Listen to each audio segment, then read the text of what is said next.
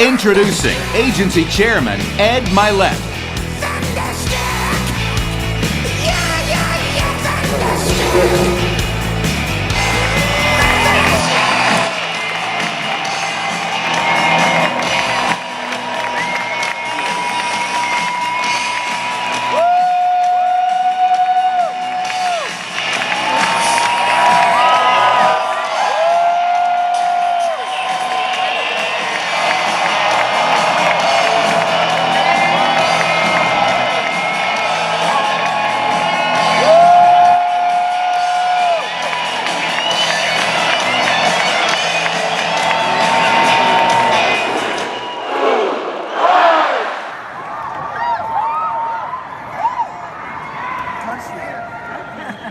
All my notes fell down. Fired up. I am fired up, baby! We got so much to talk about. Has this been awesome or what? Yeah. I'm telling you right now, I am more fired up and excited about what we can do as a team, as a company than I have ever been in my life. Same time, I'm scared. I'm scared some of you are going to miss it. We're going to go a little old school today. We're going to be pretty intense, okay? And the reason we're going to be... My talk is literally just blowing off the stage. I don't even know where it went. The reason we're going to be intense is because this meeting has not been about WFG as much as it looks like it has been. This meeting is about you. It's about your precious family. I was back there saying a prayer before I came out here. I hope that you'll laugh and cry and want to run through a wall when we talk here today. But really my prayer is that something touches your heart in such a way that you make a quiet decision sitting there that your life is never going to be the same again. That's why we brought you here. We made you stay here till midnight to watch some guy hold his breath for 7 minutes. Made you clap all night for people you never heard of. You get all dressed up. Some of you came up here and didn't even win awards. You just decided to come up here, which was creative. Yeah, we have your photographs. We know who you are. This thing's on video. And you're sleep deprived. You've been eating crappy food for 3 days. Right? Why do we do this to you? Because for a select few of you, and unfortunately it's a select few of you, something's going to happen to you sitting in this room where you make that shift. It's not loud, you're not jumping up and down, but you feel something in your heart and you shift, you say, my life's gonna change. See, this company was built for your biggest dreams, your God-sized dreams, your boldest dreams. There's a bunch of places you could go to make little stuff happen. We built this company so that you could finally become the man that little boy was born to be. We created this company so that you could become the woman, that little girl when she was born, that precious little baby girl. You're going to finally introduce yourself to your destiny here. This company was built for your family to win, not just to sell some dadgum insurance or to get a bunch of people up here making some money. We were built for you. This message is for you, and I hope that you'll listen closely as we talk today, because you know what? Time's probably running out on you. You know, people say to me all the time, hey, this is the best time ever in WFG. Well, you know what? I'll be honest with you, I don't even believe in all that stuff. Good time, bad time, I don't know about all that crap. I've seen people win when supposedly it was a bad time here. And I see people lose right now when it's supposedly a great time. I don't know about good or bad time, I know about your time. I know when you decide this is your time, it's your family's shot, it's time for your family to rise up, that this will work out for you. I don't care about good, bad time stuff. The question for you, as we're talking here today, is this your time? Is this finally your time that your whole life changes? You've heard all these stories. I mean, isn't it? It's almost incredible. You eat 650,000, maybe 250. It just starts flying over your head, doesn't it? It's too much. But it's not too much for your family. This is your chance. How bad do you want it? I mean, really, how bad do you want it? Right now, you've been sitting in this meeting, if you're not getting some kind of butterflies in your dadgum stomach, if you're not a little anxious, if you're not scared, if you're not a little bit emotional, you're the wrong person for this place. But if you are getting those feelings, you're saying, just please somebody believe in me, just give me a shot, just put a uniform on me. If you're that person, say, I want it so bad, I can taste it. I want to be somebody. I want my family to be proud of me. You're the right person for us. You got everything it takes to win inside you right now. You hear me? Say yes. This is your chance. This is about huge decisions. This is about a life transformation for you. It's a life transformation. You can go from being where you are now. See, you can fool everybody in your life, can't you, that everything's okay? But you can't fool that man or woman looking back at you in the mirror. You know where you're at. You know what you're capable of. And so do we. We built this company. We exist for your family to make his dreams come true. We don't think that's hokey or corny. In fact, we're the greatest company in the world. I just had this guy, I can tell you why a lot of stuff has me fired up. I played in a golf tournament last week, and this guy's in my group. You make this random group, it's a charity event, right? I probably shouldn't tell you this, but I'm gonna tell you this. So this guy gets introduced to me. I won't tell you the name of his company, but it rhymes with New York Life. His name is Cody. This jackass says to me, hey, what do you do?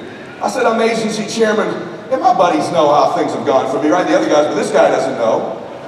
He says to me, what do you do? I said, I'm the agency chairman at World Financial. He goes, oh, the soccer mom part-timer thing. I said, hey, bleeper, I won't tell you what I said. Do I look like a freaking soccer mom to you? We're just kicking your ass is all we're doing, buddy.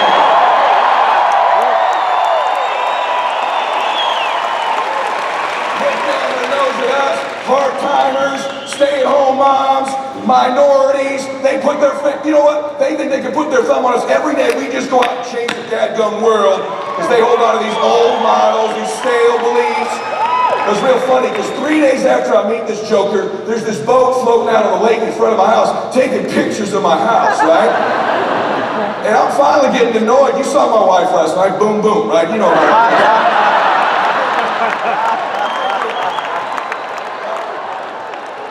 I know y'all talking about it. This is getting off the table.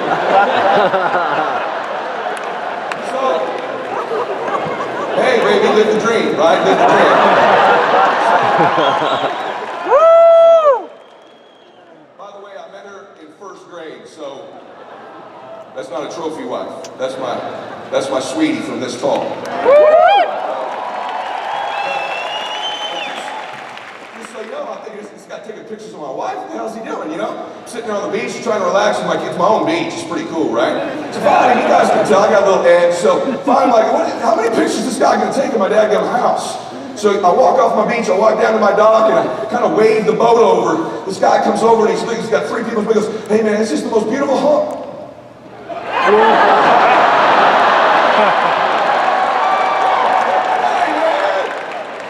you're in New York, I'm the soccer mom guy. How you doing, man?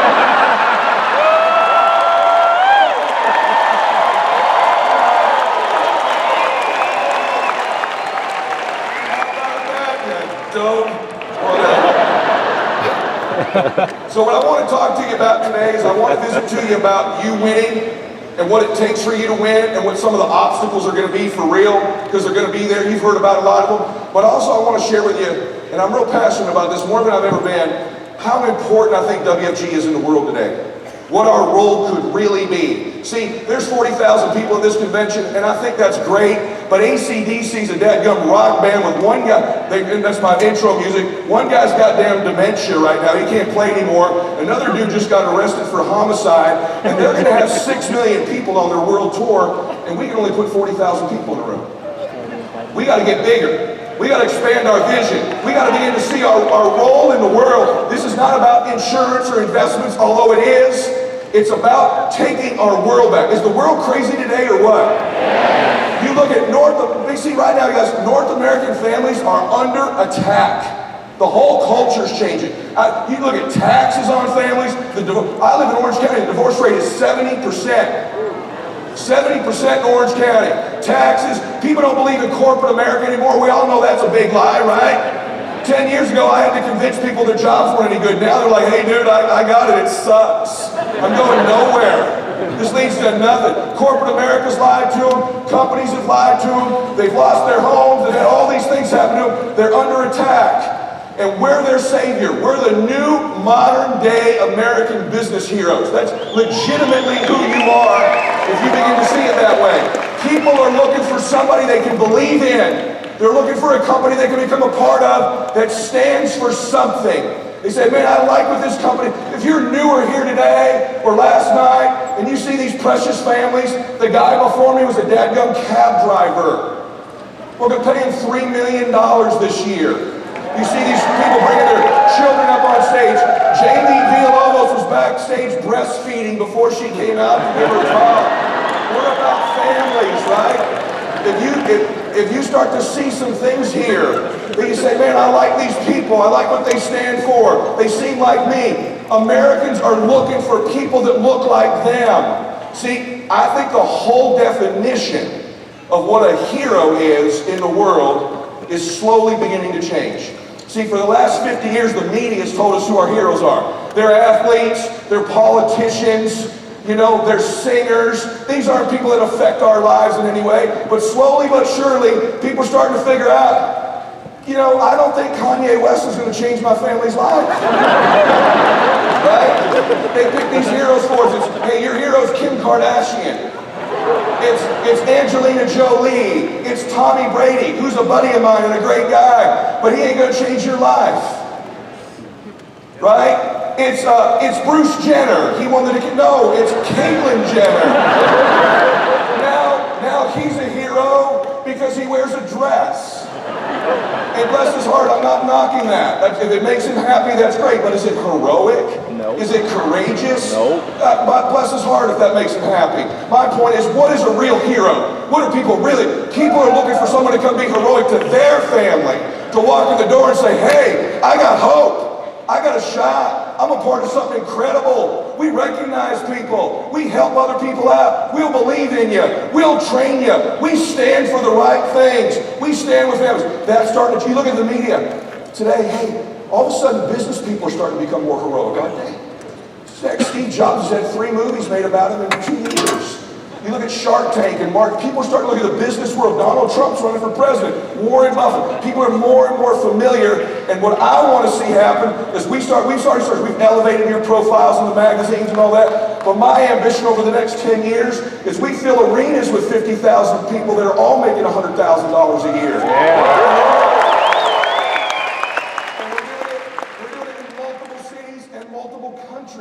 We're the world financial. We, on a global scale, should be the force for good in the world. That's who we are. And we're their last shot. Where are they going to go? They're going to get a better job? They're going to do network marketing? What are they going to go do to change their lives? We're the last spot where families can go to win and play big in their lives. So I want to challenge you to look at that. I think it's great LeBron James is 6'8". If I were 6'8", I could dunk a basketball too. Big deal. Is that really a hero? Is that really changing your life? You see all these poor jokers, I see them walking around the hotel, they got a Lakers jacket on with like a name on the back, except it's not their last name. It says like Bryant on the back. I'm like, isn't your last name like Jackson? You're 40 years old, you're wearing another man's shirt. You're 5'7", 240, you don't play for the Lakers, buddy. But people want to be somebody so bad, they'll just kind of pretend. You ever hear someone talking about the team? Hey, we're going to be pretty good this year. I'm like, no, you're not going to be pretty good this year. This team might be pretty good, but you have nothing to do with them other than that stupid shirt you're wearing. They don't even want to take a picture with you. Right? All these people want to be fans of people, this celebrity culture that we have now today. I'm telling you, there's an uprising happening of real people rising up and becoming heroes for their families. Who's with me on it? Who wants to be a hero?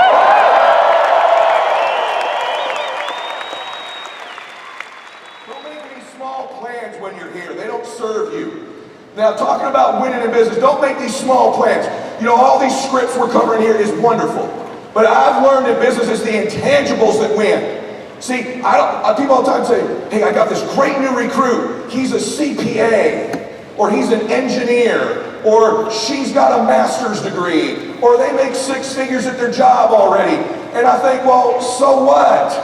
What does that have to do with winning here? I'll take somebody with courage over resume any day of the week. You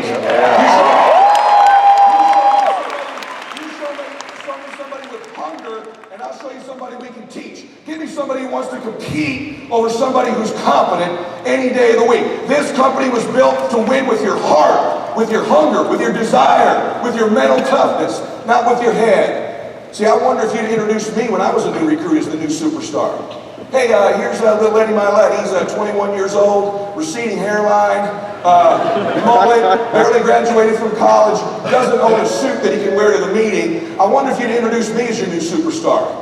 But would you rather recruited me or this somehow MBA you think is so special? Because what wins in business is on the inside, not the outside. If you're the type of person that's sitting in this room and you're saying it's a little overwhelming, these people seem like they're such good speakers, they dress so sharp, their words are so clear, they seem so confident. I don't know if I'm like these people. Let me tell you what you gotta be like. You gotta have something in your heart that says you wanna win, that you're not gonna quit, that you're not gonna give in, that you'll stay until the job gets done. Now you're like us. You'll get confident later, you'll learn the words later. You don't even win with all that crap anyway. You win with what's on inside. You all with me on that? Say yes. How do I become confident? How do I develop some of this confidence I see in people? Let me tell you how it starts. You got to develop what I call a winning edge, a mental toughness. And that starts by finding somewhere in the business to win. Someplace here you can win. Win at something. Listen, someone gave me that talk my second week of visit, just win at something.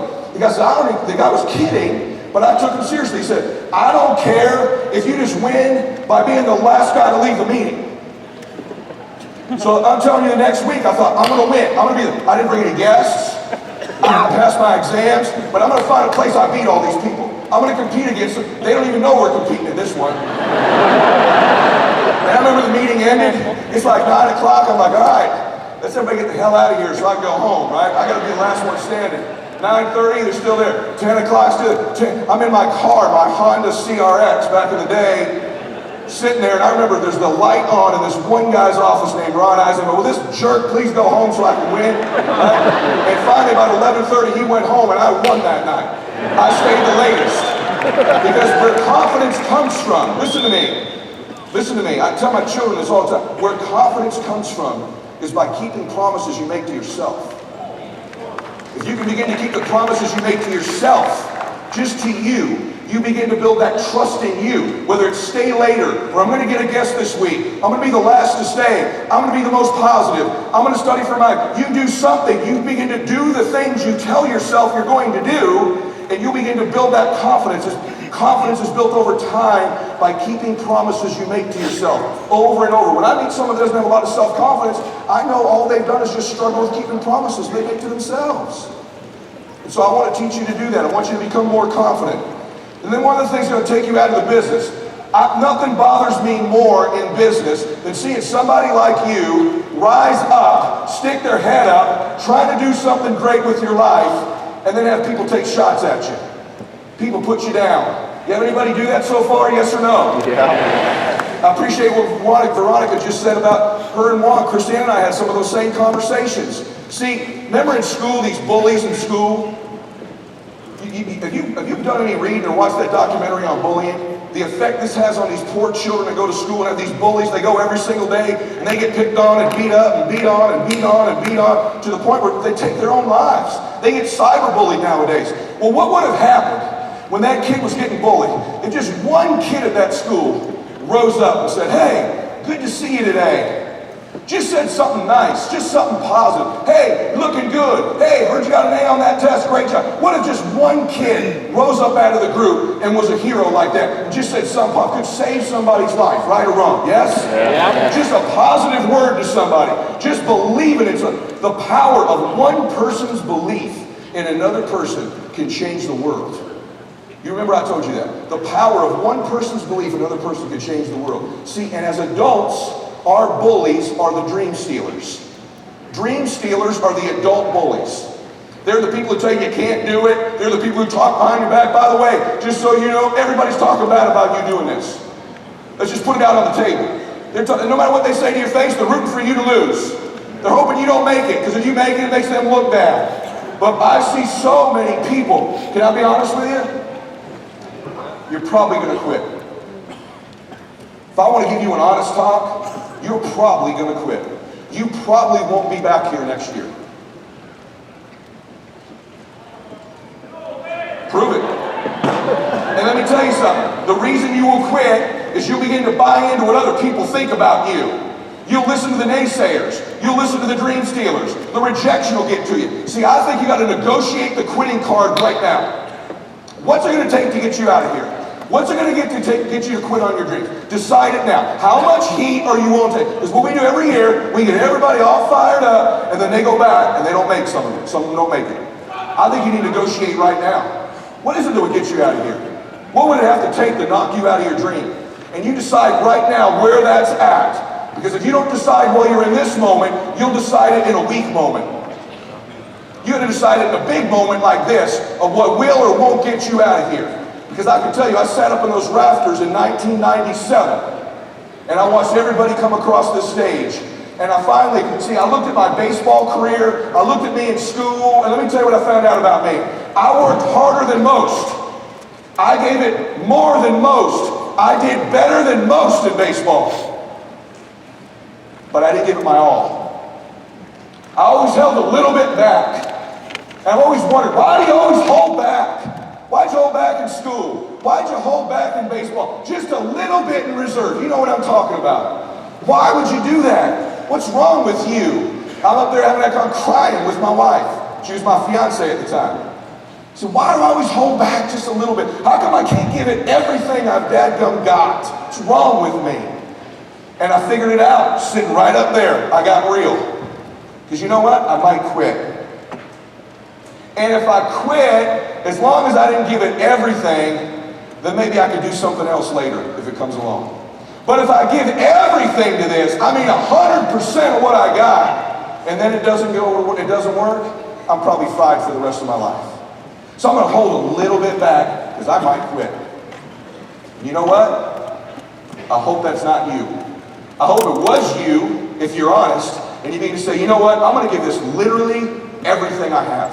And I'm not going to quit. If it takes a year, 3 years, or 33 years, I'm not giving in. I'm not quitting. I'm going to be one of these people who stay. Do you want to know why it's so important that you stay? Do you want to know why? Do you want to know why? Yeah. I'm going to prove it to you right now. Let me show you a couple things about our company. Why we need heroes, and why it's so important you stay. So, now that my talk blew all over the place, I'm just going to go click like this. Let me show you what the United States looks like. This is a breakdown of the average American. There's 348 dots on there, by the way. But you see all the people in the red there? These are the United States personal incomes. It's going to blow your mind. See the people in the red? More than half of them make less than $29,000 a year. Did you hear what I just said? If you're wondering whether there's some people to recruit, whether they need a dadgum hero, 53.2% of the people in the United States today make less than $29,000 a year. Surprisingly, you go, well, I don't know anybody like that. Yeah, you do. The ones in the blue, they make between $30,000 and $99,000 a year. 36.9. The ones in the yellow, they make $100 to $250. You know what percent that is? 6. So the real world, 6% of the people make $100,000 a year or more. You got that? Now let me give you the entrepreneur numbers, because that's everybody. 1 in 700 businesses that are started in North America exist 3 years later. 1 in 8,000 businesses started in North America ever earn $100,000 a year. 1 in 8,000. And you're wondering whether there's a need for us to be filling up arenas full of people? Whether people's lives need to change? Let me show you. If you make $15,000 a year, you out-earn 32% of the people in the United States. Does that blow your mind? You out-earn a third of the people by making 15 grand. If you make $30,000 a year, you out-earn half of them. You out-earn half the people if you make 30 grand. United States. We're parading people up here making that a week, a day, a month. You make $50,000 a year, you out-earn 73.4% of the United States. 73.4. And then lastly, if you earn 100 grand a year, you out earn 92.6% of the people in the United States today. Is that shocking? So that's the US numbers. You want to know WFG's numbers? Yeah, this doesn't work. Only a few people make it. Remember what I told you? 1 in 8,000 entrepreneurs. For our full-timers, we pick $25,000 a year as the number to call you full-time. Okay, that's what we use for full-time. Even though we know we got a bunch of part-timers who do that. So this is very conservative. But let me just show you this. WFG, so 1 in 8,000 if you're a regular entrepreneur. What happened? My numbers went away. Oh, backwards. Where'd my numbers go, guys? Where are they? Are they up there? They're not. Help me out, Minnick. Bottom. Boom. There we go. I knew that. I blew it. 2 out of 5. 2 out of 5 of our folks that are full-time earn 100,000. So look at your row right now. So you got someone in your family's going to tell you, there's no way you can do it. Count the 5 people. 1, 2, 3, 4, 5. 2 of you already making $100,000 a year in this room. 2 of you. This is the single greatest business opportunity in the world to go make 6 figures. The real world, you ought to earn 92.6. Entrepreneurs, 1 in 8,000. Us, 2 out of 5. 2 out of 5 people earning $100,000 a year full-time. And I don't even like that dadgum number. That number's got to get better. Hey guys, you can go ahead and show me the other one too. How about $250,000 a year? This is staggering. 1 in 8. We're now to the point where 1 in 8 of our full-timers are $250,000 a year. If you're wondering what this is, do you understand? By the way, here's what's great if there's 8 people in your row. 5 of them aren't even going to be here next year. You remember what I said about staying? If you just stay, you eventually move to one of the 8, don't you? I would think. Just stay. Do you understand what I'm telling you? Doesn't Mr. New York Life need to know this? Hey, dude, 1 in 8. 1 in 8 of our full-timers. We happen to think that makes us the greatest business opportunity in the world. Not to mention all the people making $500,000, 600. Our 6-figure earners are up 300%. Our $500,000 earners are up 400%. Our $1 million earners were up 800%. How many darn companies even track $1 million earners? We're up 800% at producing them. Is that staggering, yes or no? Yes. So the world's looking for new heroes. By the way, don't our normal heroes let us down most of the time? Who was your first hero? Who was your first hero? Think about that. Was it Michael Jordan? Who was it? Was it Wayne Gretzky if you're in Canada? Right? If you're Rich Stalling, was it Babe Ruth? I don't know.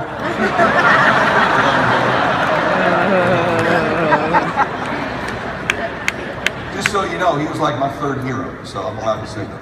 It's pretty cool someday you can tease your hero. Who was your first hero? You want to know who mine was? Half you don't, about 3/4 you don't even know who this dude is. But this dude was a player. My first hero, go ahead, you guys, I'll click over the thing. My first hero, Punch. That's my first hero. That's one bad dude right there. How many of you ever seen Chips? Just say, you've seen Chips. Yeah, and those of you that haven't, your life is inferior because of it. You need to get to know who Frank Poncherello is. I got chills coming down my legs. All the dudes in here know who Ponch is. Ponch was the coolest cop in the world. He was also a great dancer. He had all the home runs to win the Chip softball games. That was my first big time hero. Get a good look at this guy, just so you know. Boom, player. That was my, look at that. Wow. That's Ponch, AKA Eric Estrada. That's my boy right there. There he is, look at him. There's a couple good ones coming up. I mean, how good, look at that pose. Boom. That's what Guillermo would look like if he had any hair. Look at this one. How good does that get? I mean, that's the cool of cool right there. So that's Ponch. That was my first hero. God, I love you, man. Love you, brother. That was my first hero. Let me tell you about something about Ponch. When you meet your heroes, most of the time, media chosen heroes don't always live up to it. But if you meet a WFG hero, they're even better in person. You meet Monty Holm in person, you meet Lisa Holm in person, they're even kinder and better people than you could picture. You meet June and Joyce Dela Cruz, they're even better family people, and they're actually better than anybody you'd ever meet. Well, I had a chance one day When I was a little guy, me and my dad rolled up in La Puente, California, to the batting cages of the Malibu Grand Prix. Those of you in Southern Cal know where that place was, right? So my dad and I roll up, we're balling in his Datsun B210 orange hatchback. And we pull into this deal. Pretty sure at that time my dad had probably had a couple beers already that day. It was a Saturday, so we take his kid to the batting cages, and we roll up, and I'm not kidding you, we park into this spot, and the spot across from us, there's a Ferrari parked there, and on the license plate, I'm not teasing you, it said Pure Stud. That's what it said on the license plate. I'm like, Dad, look at that Ferrari. He's like, that guy's probably an a-hole. That's what he says. Right? He slammed the Datsun door shut. Our Datsun was I think it was like 11 horsepower, that car. My sister's in the room and she'll tell you, we would take this thing to church on Sundays, and to get to our church, we had to go up this really steep hill, and the praying started, trust me, before we got to church. You would get up about halfway through that hill, and it's like, I may need to get out and Fred Flintstone this thing, right? So we rolled up, there's Pure Stud Ferrari there, and right when we're checking in, I'm getting my helmet, my dad's getting his helmet, and they go, hey, Poncharello's here hitting balls. I'm like, Dad, Ponch is here! Ponch is here! I was so excited that Ponch was there. And on chips, every one he hits is a home run to win the dadgum softball game for chips, right? So we walk out there, Ponch was a stud, and I walk and I look in the batting cage, and Ponch was hitting me. Except Ponch kind of had a punch, like a punch. And he's whiffing everything. It's like, hold on a minute. This is my guy. This is the dude hits the home runs to win the chip softball games. He couldn't hit a lick. He could not hit a lick. And he kept putting more quarters in so I couldn't hit. And finally I'm watching this guy, I'm thinking, this dude's not that cool. He can't even hit the ball and he's fat. What happened to the guy on TV, right? My dad's looking at me saying, I told you, he's an a-hole. Trust me, guy's an a-hole. So finally, you know, he gets in and he kind of walks out of the cage. I'm like, hey, Ponch. He goes, it's Eric. Oh, hi, Eric. Hey, buddy. He kind of slaps me in the back of the head and walks away. What the hell was that? This is the moment of my life. I finally meet Ponch. So my dad and I hit some balls, and my dad didn't like how he kind of patted me in the back of the head. He didn't like that whole deal. My dad's a dude, right? He didn't like this stuff. So we go, and I said, Dad, that was kind of disappointing. Ponch can't even hit. He goes, I told you the guy's an a-hole. And I found out that was his Ferrari that said Pure Stud on it. So anyhow, my dad's getting fired up because my dad doesn't like that I like Ponch, and my dad wasn't my hero. And so we look, and Ponch is getting into the race cars, the go-karts. My dad goes, hey, let's go for the go-kart race. I'm like, all right. So we rush over there. My dad gets his helmet. I get my helmet. And we line up. There's 6 cars in this go-kart race, and there's Ponch one lane in front of us. And I got to ride with my dad because I was too little. I was just a little guy. And my dad is just not taking his eyes off of Ponch. He's going to prove to his little dude right here who the hero was, right? And so that thing goes beep. We start racing around this thing, and we finally catch up to Ponch. I'm not kidding you. After the first lap, the first turn, we get to the thing, and we're gaining on Ponch. My dad's just eyeballing this guy, right? My dad gets one of these, boom, just slams him right into the rails. Ponch spins out, kind of throws his hands up. My dad was on, goes, woo! He goes, woo! You can shove that Ferrari up here. You know what, buddy? As we're driving. And we end up winning this race, and at the end of the race at the Malibu, now I'm kind of not that high on Ponch. I'm like crushed, right? This is my hero. And at the end of the race, this is a moment in my life that I remember. My dad wouldn't even remember this, but when you're done with the race, they give you a Malibu Grand Prix driver's license, which I still have. It's just in storage. I was going to show it to you. But when my dad gives me the license, we won. My dad's feeling pretty puffed up, right? We just beat Ponch at the go-karts, which is a big deal. And my dad hands me the license and goes, hey, maybe you'll think about the Myletts being your hero. Because he hands me the license. And I remember that because I felt so bad. I know it was really hurting him. But at that time, it was really like a little boy kind of a defining moment. I went, well, we could be kind of heroes. Now what? My dad's pretty cool. I mean, we just beat Ponch at the dadgum batting cages. We beat Ponch at the Malibu Grand Prix. And from that moment on in my life, I started thinking, hey, maybe the Myletts could be heroes. Maybe my dad's my hero. Maybe I could be a hero someday. See, in the real world, real heroes aren't like Ponch. Bless his heart, I'm sure he's a good guy, right? when you meet our folks, it's even better. Would you agree with that? Yes or no? And we need to find a hero. See, I think a hero is a cop, a real cop. All the sacrifices y'all make. I'll be honest with you. You know where my wife is right now? I'm going to tell you the truth. You know where she is? She's back home. My wife won't be away from her kids for more than 2 days. She just doesn't do it. She's the greatest mother I've ever seen. I'm a good dad. My wife is my hero. She's the greatest. She's just everyone that meets my wife says, gosh, what an unbelievable mother your wife is. She's a hero is my sister Andrea, who's at 36 years old, has a heart attack. She's diabetic. She then lost her vision. She went completely blind. She got a little bit of her vision back. All she wants to do is be able to teach school. She teaches elementary school at a little Christian school for no money. And all she wants is to be there with those kids to serve them. That's her dream. That's her whole life, is teaching these precious kids at her school. So my sister now gets driven to school every day because she can't see well enough to drive. And my parents take her to school every day so she can be there to teach her class half blind. That's a hero to me. A hero to me. Let me show you what a hero to me is. A hero to me is Leroy James, this police officer right here. Let me tell you what this picture's of. Leroy James is a cop. The guy in the white was at a KKK white supremacist rally, and he passed out, and this black police officer saved him at the KKK rally. That's a hero. That's what a real hero looks like. Let me take you through something real quick. I just want to share something with you real quick. About 3 weeks ago, one of the scariest things of my entire life happened. And it was my fault. So here's what happened. My family came up to Idaho to spend, I had 20 family with me for 9 days. Love them. I love them. Well, it was great when they left, right? So, but I decided I'm the big shot uncle guy. I'm kind of the cool uncle, you know. And so I told them all, and I'd never done this before. I said, Uncle Eddie's going to pay for everybody in the family to go zip lining. There's a brand new zip lining course up in the mountains, which I've never done before, and it's not your normal little Hawaii cutesy-tootsie zip line. This is hardcore North Idaho, absolutely jerry-rigged together, MacGyvered together, ridiculous zip line. Okay, so I pay for everybody, and it started out good. See, let me just, if I can show you. Here's me and my kid getting ready to go. This is me and Max.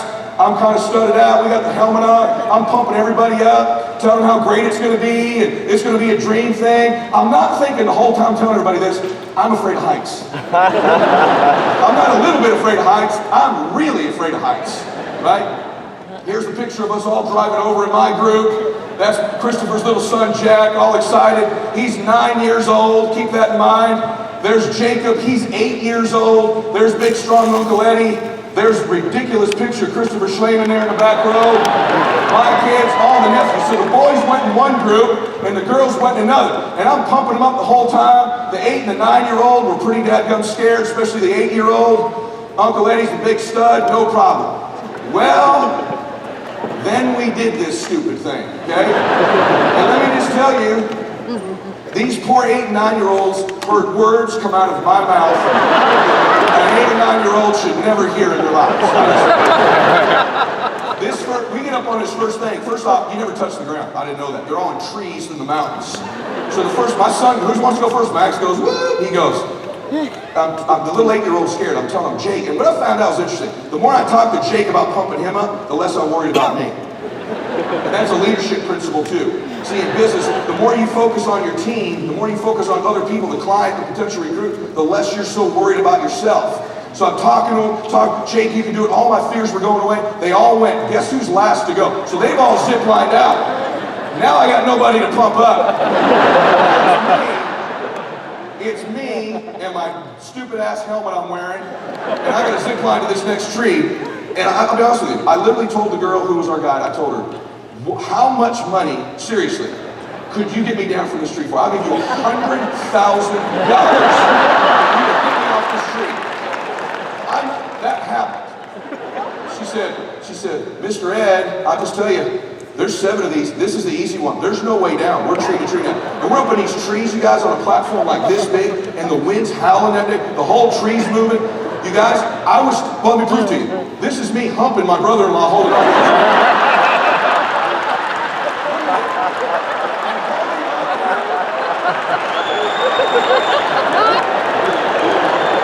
Look at, you have no idea. You guys, it's the scariest you think calling somebody on a phone is scary, or giving a BPM, or giving a speech? I can do all that crap. This is scary right here. So, the first one we did, it was horrible. I'm begging to get down. Every tree I'm hugging on one of these poor kids. Hold on, your Uncle Eddie. So we go, and I'll be honest with you, the last one is they call Montezuma something or other. Let me just tell you, this should be illegal. I'm dead serious. No. It's longer than the arena, number one. Way longer. Way longer. Okay? Maybe double. Christopher, if I'm lying, tell me. It's double this. And you're 800 feet above the air. 800 feet. You hear what I said? These evergreen trees are 200 feet, you're 600 feet above them at the peak. So the last one, my nephew's screaming, crying, the poor 8-year-old. What did I do to these poor children? Like, you gotta go, Jacob, you're not overcome your fears. You gotta go. And he goes, oh my God. What am I gonna do this? So I literally, the last one, I'm not gonna lie to you, I closed my eyes the whole way. It's a beautiful scenery. I closed my eyes the whole way. So happy that it was over. Seriously. But behind me, so the last one I asked the girl, our guide, I said, hey, her name, I won't tell you her name. I said, hey, has anyone ever gotten stuck on one of these?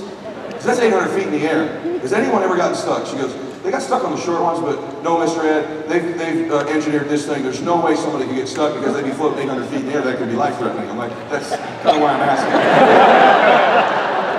So I go, we're done. My wife and the girls are in the group behind us.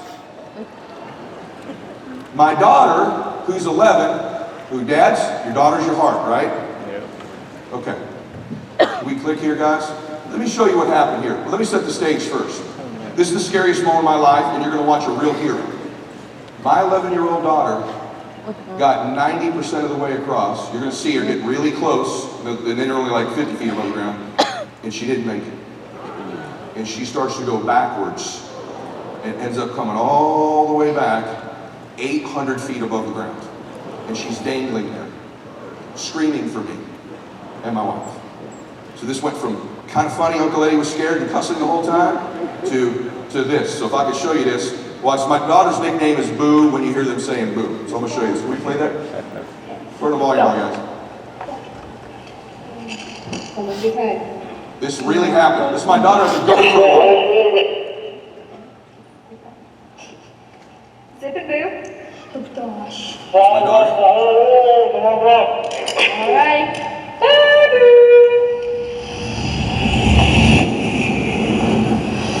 That's her. Look at that. That's insane.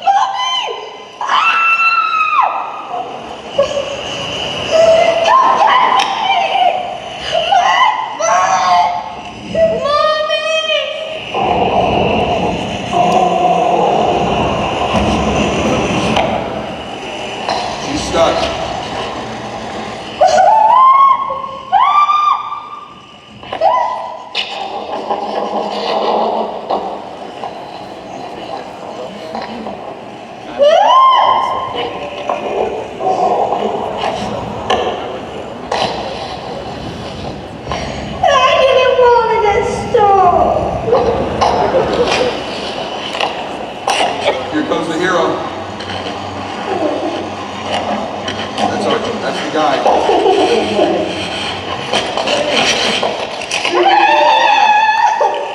Give him a round of applause, this dude is saving her life.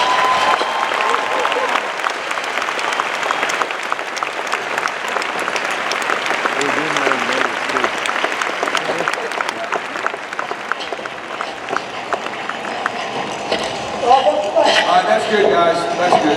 That's what you kill it. Is that unbelievable? Woo! So why do I tell you that? One, it was one of the scariest things in my life. And what I'm trying to get you to understand, everybody, is that there's a new type of hero in the world emerging. And we are that hero. The kind of people that look like you, that come and impact your life directly. That guy right there is a hero. LeBron James, a great guy. I'm sure he's really nice. But that dude right there that saved my little girl from floating 800 feet above the air, that dude's a hero to me. That police officer's a hero.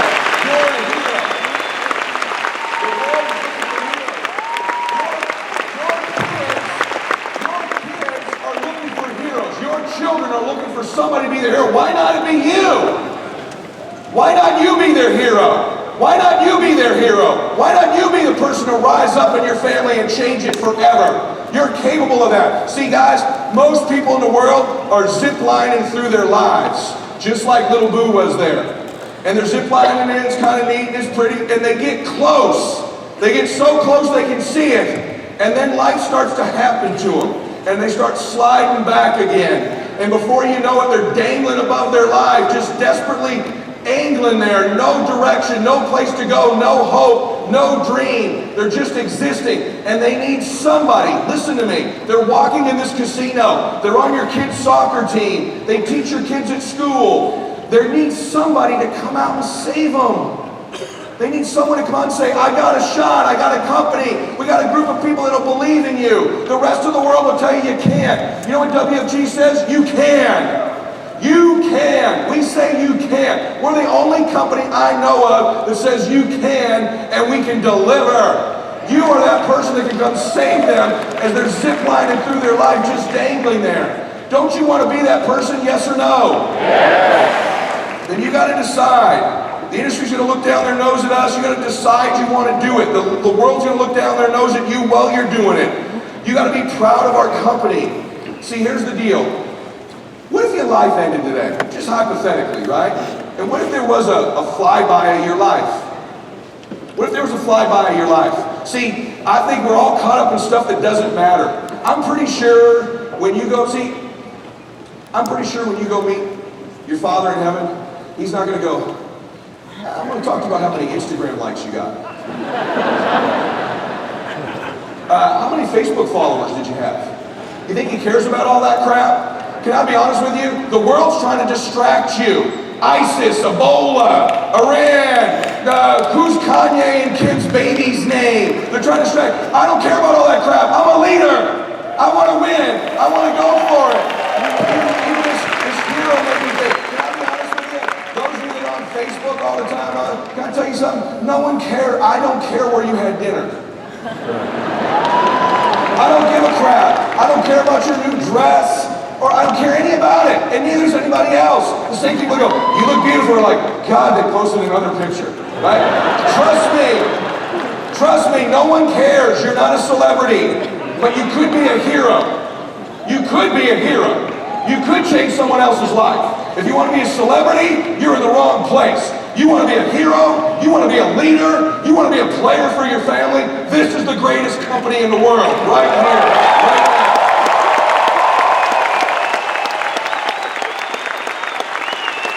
If you want to fly by in your life right now, you and the Lord are flying by, because let's just go through your life. What would it be? Would it be a celebration with you and Heavenly Father about how magic your life was? Oh, look at the difference you made there. Look at the person you helped there. Look at that moment with your children. Look at that trip you took.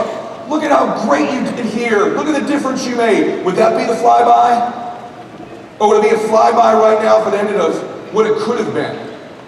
What you could have done? What you could have seen? What you could have done for your kids? You need to decide right now whether you want to be a hero in your family. People say to me, why do you always call me champion? I haven't even done anything yet. Why do you say champion? Because I know what a champion is. The definition of champion is somebody who fights for a cause or on behalf of someone else. So just the very fact that you're in the fight, that you're giving it a shot, that you want to do something great makes you a champion. See, I think you got to, the power of you believing in someone else can alter their entire life. I believe you're a champion. I believe you can do it. And I want that flyby of your life to be absolutely incredible. In conclusion, you guys, we got to go to lunch. I guess that's important today. We're just talking about your life. We're just talking about, an entire shift in the way your family lives forever, I believe we can change the world. I believe that. I believe the world needs, listen to me, I believe the world needs World Financial Group. I believe the world needs people that are good, that stand for families, that rise up and say, we believe in you. You can do it. Come join us. We'll show you the way. I think we can change our countries first, and then I think we can change the world. I see us filling up arenas like this all over the world someday with just our six-figure earners, with just families, and we begin to elevate our folks. There's no reason why we can't have our own television network someday. There's no reason why we can't begin to feature you guys. We begin to elevate the real heroes of the United States and North America and Canada. We begin to elevate you guys to a position of hero, not celebrity, hero, where you serve people, where you make a difference for them. That's what we're about doing. We are just getting started. You're going to come back here 5 or 8 years ago. I can't believe we used to just go to one city and have like 40,000 people there. Now you got to make 6 figures to even get in the conventions. That's what's going to happen here. And we can start by changing the world, by you changing your country. And you can start by changing your country by you changing your community. And you can start by changing your community by your office starting to make change. And you start by changing your office by changing you. You got to change you. You got to decide today that you're going to be better, that you're going to rise up. Let me tell you something. Those who doubt you, those who doubt whether you can do it, they're fixing to get in the shock of their lives. Because guess what? We are soccer moms. Right? We are school teachers. We are engineers.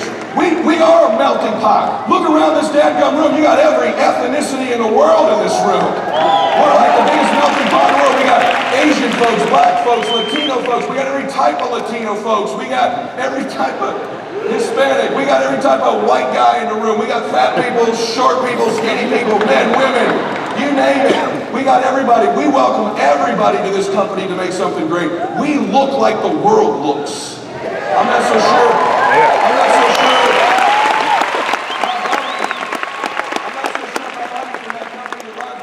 Like they look like we look. What he doesn't get is that's our advantage. You know who our advantage is? You. Our advantage is you. Our advantage is your precious family. My prayer in the beginning was that something might touch your heart as you decide to make a decision. I know you can do this. I know you can't quit. You can't give in. I know you're capable of doing something great with your life. I know you were born to do something great. I know you're not supposed to be average and ordinary. I know there's the DNA. See, I believe the DNA of the King of Kings is in your blood. I'm not preaching to you. Let me just tell you something, everybody. As a Christian, I honestly believe that God's hands are on my life. I believe His hands are on your life. And I won't preach to you. I don't want to be theological with you. I just believe those hands have placed you in this room right now. I believe those hands have placed me and you in this room together in this great WFG family. I believe His hands are going to place you in the proximity of people's lives whom you could be their hero. I believe He's going to put you in places the minute you leave here, and all the places you go, where you're going to be encountering people who you could be their hero. You could be the person that rescues them from the zip line of their life. He's going to put you in those places. My prayer is that you'll have the courage to rise and take advantage of it. God bless you.